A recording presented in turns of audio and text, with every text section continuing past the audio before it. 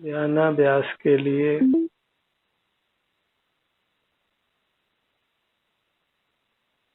कृपया अपने नेत्रों को बंद कर लीजिए।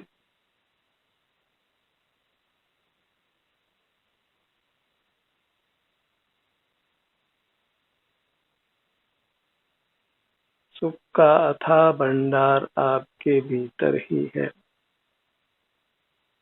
बाहर कहीं भी नहीं है।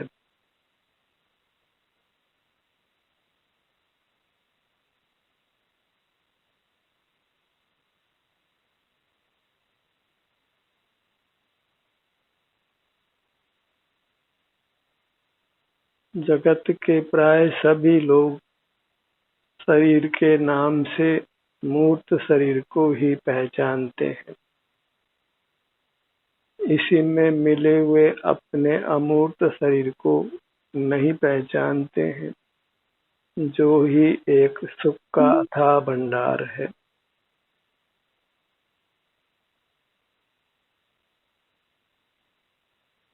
उस अथाह भंडार को नहीं जानने से ही वे अंतर्मुख नहीं रहते।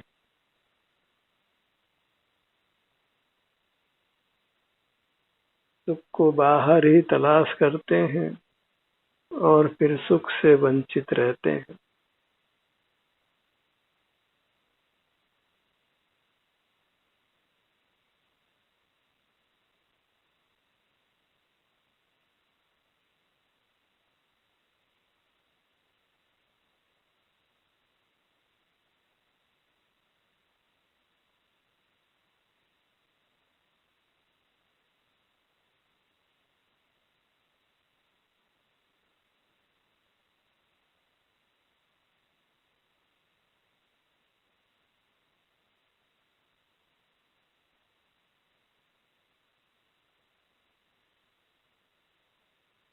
सुख के लिए सबसे पहले हमें सुख के भंडार को पहचानना है। वह भंडार आप स्वयं ही हैं, बस मूर्त शरीर में गुप्त है और शरीर रूप से ही अनुभव में आता है।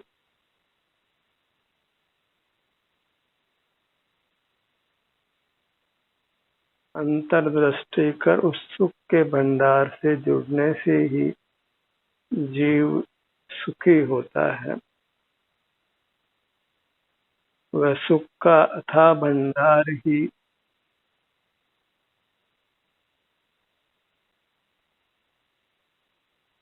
वास्तव में भगवान है। भग का अर्थ सुख होता है।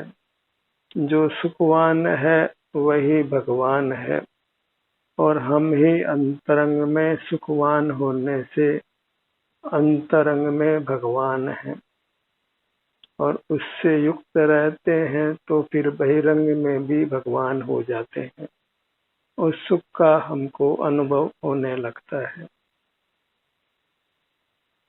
अंतरंग में उससे युक्त रहकर ही हमको सुख का अनुभव करना है और भगवान प्रकट होना है। ध्यान का ये पुरुषार्थ अंतरंग में रहे भगवान को बाहर भगवान रूप से प्रकट करना है, उसके सुख को प्राप्त करना है, उसके लिए उसी से युक्त रहना है। सुख की हमको कामना है और सुख के लिए हम यत्न भी करते हैं, तो फिर क्यों न सही यत्न किया जाए जिससे हमारे सुख की कामना की पूर्ति हो।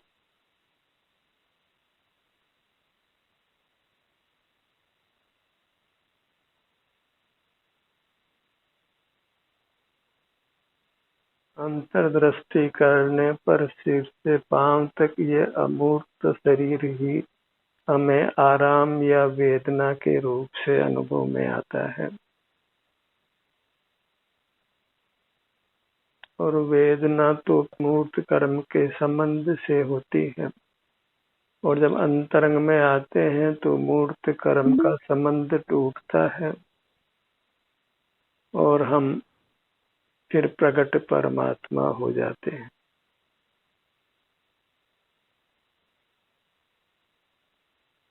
भगवान की आराधना अवश्य करना है, पर वह भगवान अंतरंग में आप स्वयं है और अंतर्दृष्टि करना ही भगवान की आराधना करना है और उससे वह जीव स्वयं भगवान हो जाता है। भगवान की आराधना का फल भगवान होना है।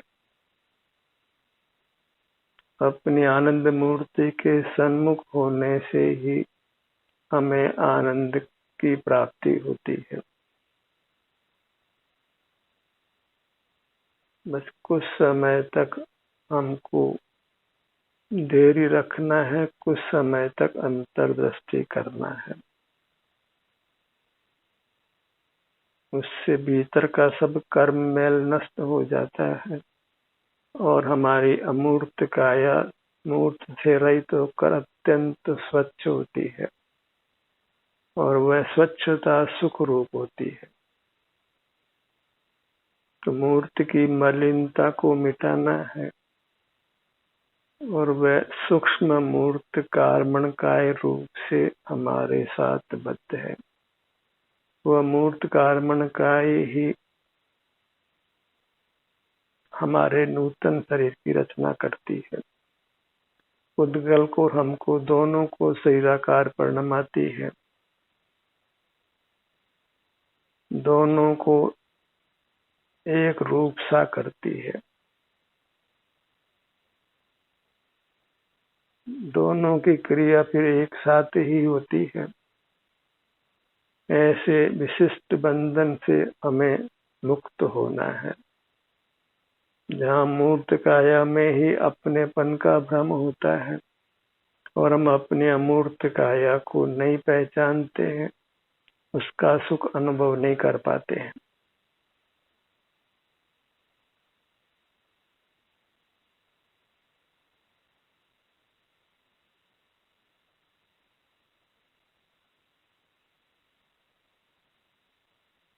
और काम एकदम सुगम है। नेत्रों को बंद करके अपने ध्यान को अपने सिर से पांव तक इतनी सीमा में ही लाना है। अपना क्षेत्र अपनी काया सीमित है और अनुभव गम्य है, तो उसके सन्मुख रहने से ही हमें उसका सुख अनुभव में आने लगता है। उसके सन्मुख होने से ही कर्म का बंधन छूटता है। वह कर्म का बंधन ही हमारे सुख को प्रकट होने से रोकता है और वह कर्म का बंधन मिट जाने पर सुख प्रकट अनुभव में आने लगता है और आगे आगे फिर अपने सन्मुख रहने में सुगमता रहती है। जो जो कर्म का बंधन मिटता जाता है, हम सुगमता से अपने सन्मुख हो जाते हैं और कर्म का संबंध मिटता जाता है, इसलिए आगे आगे उत्तमोत्तम सुख मिलता है, पहले से अधिक सुख का अनुभव होता है। जैसे स्वर्ण पाषाण को जैसे जैसे तपाते जाते हैं, वैसे वैसे उसका पीलापन कांति अधिक अधिक प्रकट होती है और संपूर्ण मलिनता दूर हो जाती है, तो वह पूर्ण कांति में पूर्ण पीलेपन के साथ प्रकट हो जाता है। ध्यान चैतन्य धातु को शुद्ध करती है और जैसे जैसे कर्म की मलिनता हटती जाती है, वैसे वैसे हमारा सुख हमारे अनुभव में आने लगता है और जब पूर्ण मलिनता मिट जाती है, तो हम पूरी तरह मूर्त काया से रहित होकर सर्वांग में अविनाशी सुख को भोगते हैं। फिर उस सुख का नाश कभी नहीं होता। अब अंतरंग में रहा हुआ भगवान प्रकट भगवान हो जाता है। पहले स्वर्ण पाषाण में स्वर्ण अंतरंग में रहता है और फिर मलिनता मिट जाने पर वह स्वर्ण प्रकट दिखाई देता है। ठीक वही स्थिति हमारी है। हम स्वयं ही अंतरंग में परमात्मा है और अंतर्दृष्टि करते हैं तो उस अंतर्दृष्टि से कर्म की मलिनता मिटकर हम स्वयं प्रकट भगवान हो जाते। यही धर्म का स्वरूप है और धर्म का फल है, और यह अत्यंत स्वाधीन कार्य है और इसकी परीक्षा की जा सकती है, क्योंकि जो जो हम अपने सन्मुख होते हैं, अंतर्दृष्टि करते हैं, तो हमें शांति का, सुख का अनुभव होता है, स्वास्थ्य में सुधार अनुभव में आता है, राग आदि के दोष मिटते हैं। और जैसे जैसे इसका हम अभ्यास करते हैं वैसे वैसे हमारे जीवन में अधिक अधिक सुख अनुभव में आता है और अंतर्मुख होना भी फिर सुगम हो जाता है।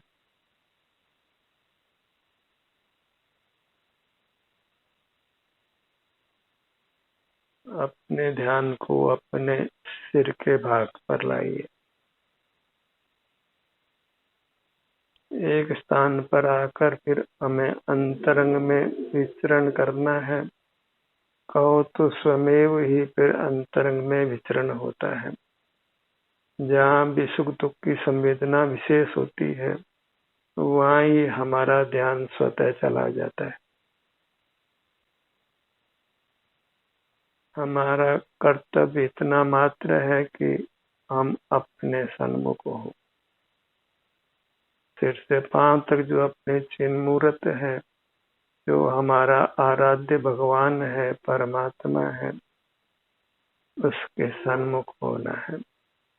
परमात्मा की आराधना तो लगभग सारा संसार करता है, पर वह नहीं जानता है कि अंतरंग में वह स्वयं ही आनंद का नाथ परमात्मा है।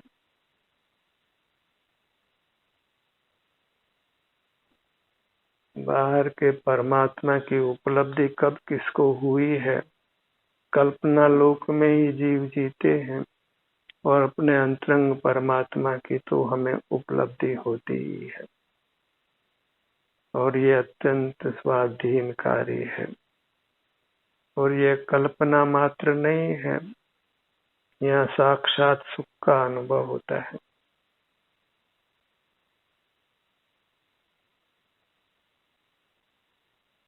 और लोग अंतर्दृष्टि कर ध्यान का पुरुषार्थ करके शांति का अनुभव कर रहे हैं।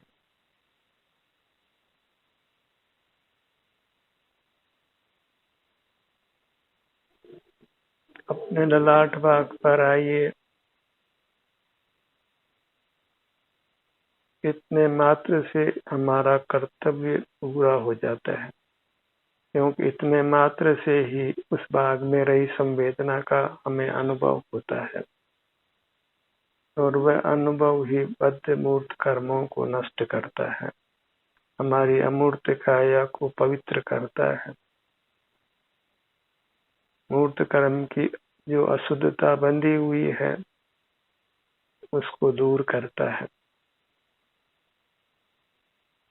जैसे साबुन वस्त्र में रहे मैल को साफ करता है, ऐसे ये ध्यान रूपी साबुन हमारी अंतरंग अमूर्त काया में मिले हुए कार्बन मैल को दूर करता है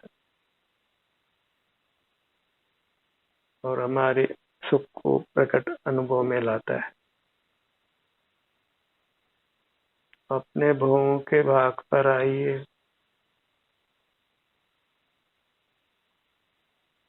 भवों का भाग और भूमध्य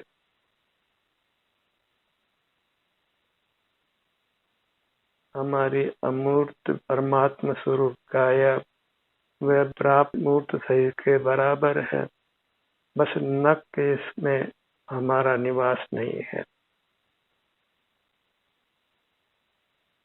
नख के इसको काटे तो हमको वेदना नहीं होती है, उससे सिद्ध होता है कि नख के इसमें हमारा निवास नहीं है।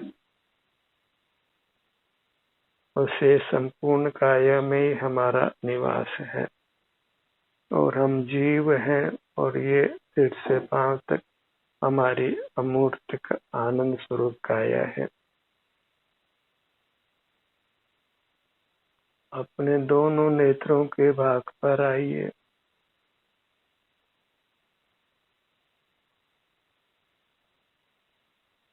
जिस भाग में कभी वेदना नहीं हुई हो, वहां भी कर्म का उदय होकर वेदना उत्पन्न हो जाती है। वह वेदना वास्तव में हमारी अमूर्त काया में ही होती है, मूर्त में नहीं होती है। और उसका कारण वो कर्म का संबंध ही है, और उस कर्म संबंध को मिटाना ही वास्तव में वेदना से मुक्त होने का यथार्थ उपाय है। और वह दीर्घगामी उपाय है, क्योंकि अपने सन्मुख होकर जब कर्मों का संबंध मिट जाता है तो फिर अनंत काल भी हमारी काया में वेदना नहीं हो सकती। वेदना ही हमारे सुख का घात करती है, हमें आकुल व्याकुल करती है।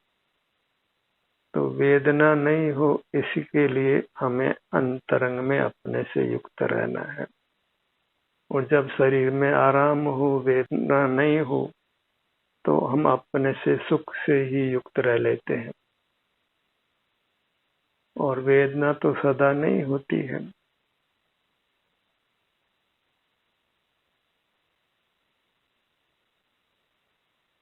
अपने दोनों कानों के भाग पर आइए।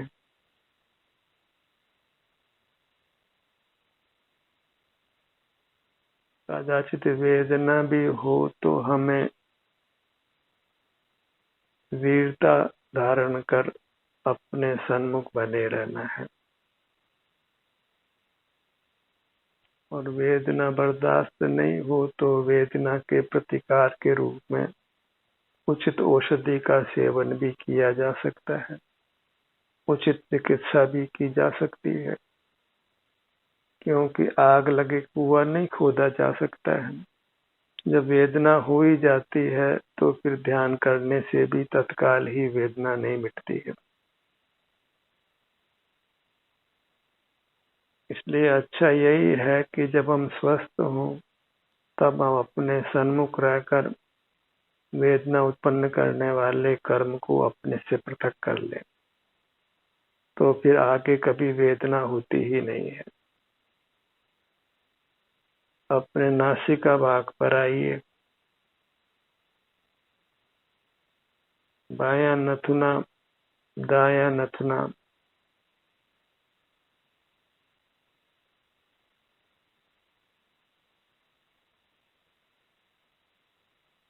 अभी हमारे काया के संपूर्ण भागों में सुख रूप संवेदना नहीं पाई जाती है, क्योंकि अभी कर्म का संबंध है।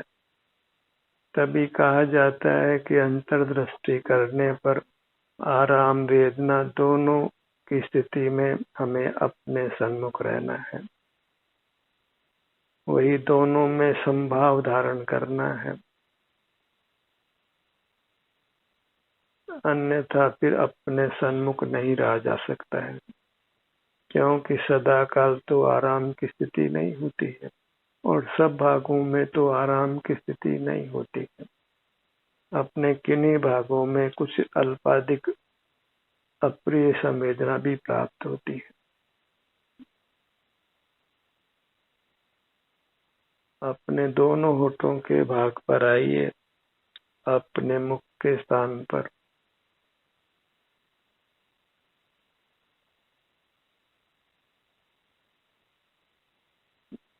सिर से पांव तक नाना प्रकार का कर्म बंधा हुआ है, इसलिए अलग अलग भागों में अलग अलग संवेदना भी प्राप्त होती है। मुख के भीतर दंत पंक्ति, जबड़ों का भाग, जिह्वा का भाग, तालू का भाग, कंठ का भाग अपनी पहचान या आराम या वेदना के रूप में ही होती है, क्योंकि आराम या वेदना जड़ पदार्थों में नहीं पाई जाती। इसी से हम अपने आप को जड़ से भिन्न अनुभव करते हैं।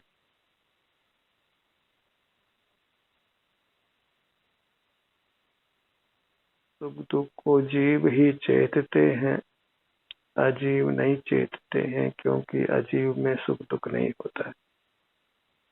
अपने गर्दन के भाग पर आइए।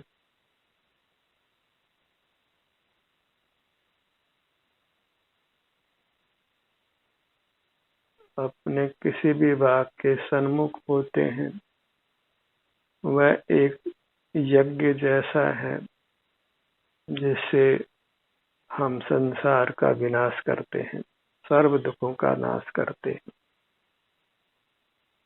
अपनी पावन भूमि को पावन करते हैं जो मूर्त के साथ मिलकर अपावन हो रही है।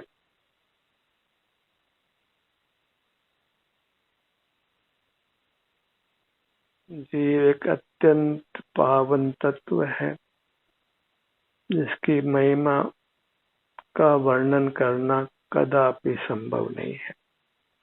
इसके साथ जब कर्म का संबंध मिट जाता है तो जो सुख उस जीव को अनुभव में आता है उसका वर्णन कदापि संभव नहीं है, उसकी उपमा लोक में नहीं है। उसी सुख को हमने पाना है, प्रकट करना है। अपने सीने के भाग पर आइए।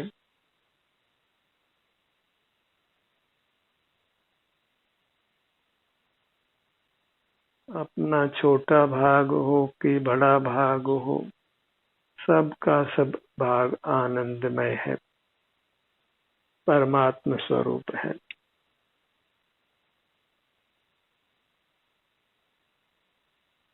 सिर से पांव तक ये आप एक ही पदार्थ हैं, आप ही हैं, तो सर्व भाग में आप आनंद रूप हैं।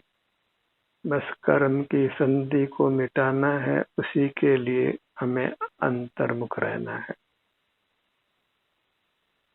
और फिर कर्म का नाश होने पर स्वतः ही सर्वांग में सुख का अनुभव होता है।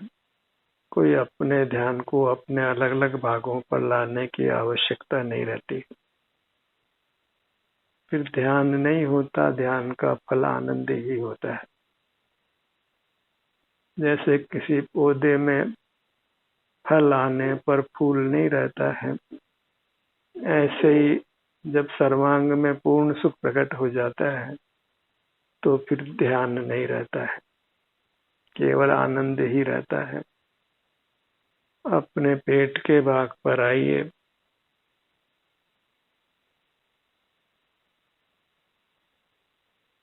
यहाँ आने से पेट का बाहर भीतर आना अनुभव में आता है, और ये अनुभव भी हमारी काया को स्वस्थ करता है।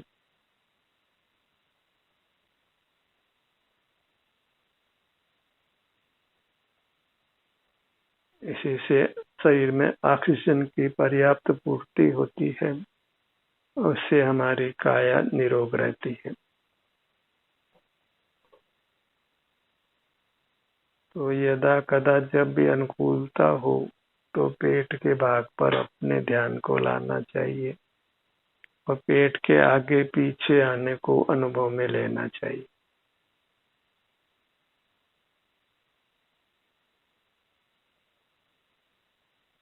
अपने पीठ के भाग पर आइए।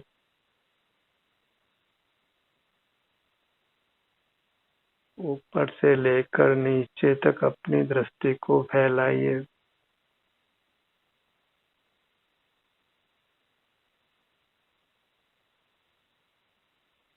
यही तप है, यही ध्यान है जिससे हमारी अमूर्त काया मूर्त के बंधन से रहित होकर प्रकट परमात्मा रूप होती है, आनंद रूप होती है। अपने दाहिने भुजा को लक्ष्य में लीजिए। आप अपने स्तर पर इसके छोटे से छोटे भाग को अनुभव में लेने का प्रयत्न करिए। यथा दाहिने हाथ का अंगूठा, तर्जनी उंगली मध्यमा अंगुली, अनामिका, छोटी अंगुली, हथेली, करपृष्ठ, हथेली का पूरा भाग, यहाँ विशेष संवेदना पाई जाती है। हथेली को अपने सन्मुख करके हथेली की संवेदना का अनुभव करना चाहिए।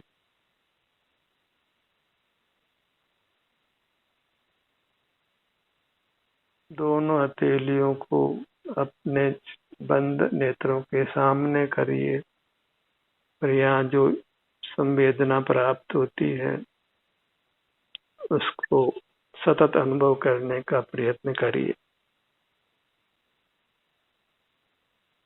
इसी प्रकार हमको सिर से पांव तक अलग अलग अंगों उपांगों पर अपने ध्यान को लाकर अपने को कर्म के बंधन से रहित कर सुख रूप परिणमाना चाहिए और अंततः अपने को परमात्मा बनाना चाहिए।